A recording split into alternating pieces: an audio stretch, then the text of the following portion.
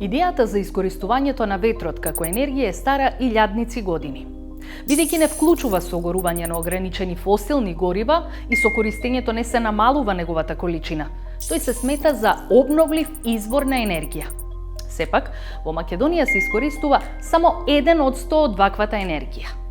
Според тоа, ваквата енергија има предности, но има и недостатоци.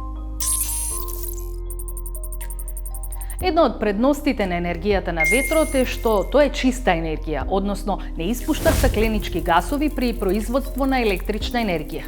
Сепак, ветерните турбини можат да бидат фатални за дивиот свет.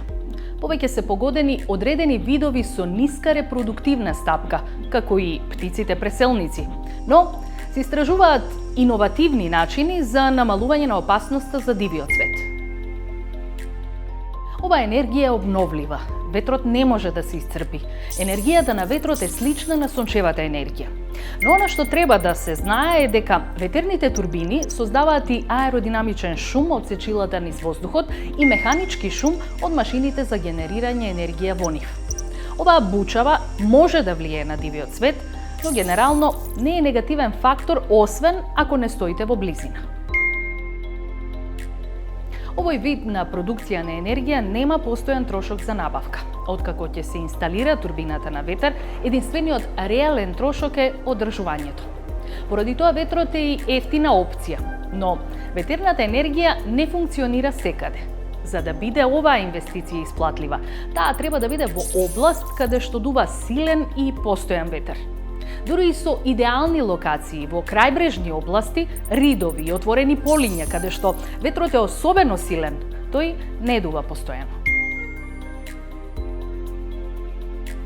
Енергијата на ветрот е ефикасна во просторот и добро се вклопува со другите намени на земјиштето. Ветерните турбини можат да се шират низ полињата со доволно простор меѓу нив за да бидат продуктивни. Бидејќи се издигнати од земјата, просторот под нив е отворен за други намени, како земјоделство, например. Но она што треба да се напомене е дека во процесот на изградба на ветерниците и потоа во текот на нивната работа се зголемуваат опасностите од уништување на природата.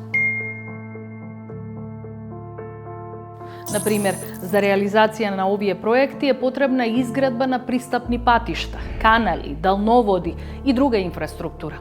Тоа може да доведе до деградирање на планински предели и заштитени подрачја, загрозување на флората и на фауната, па дури и до загадување на изворите на вода за пиење.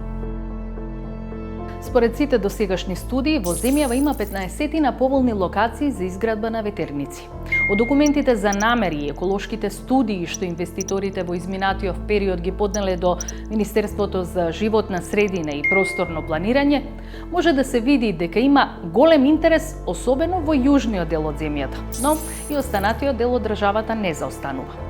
Овој извор досега кај нас е незначително искористен.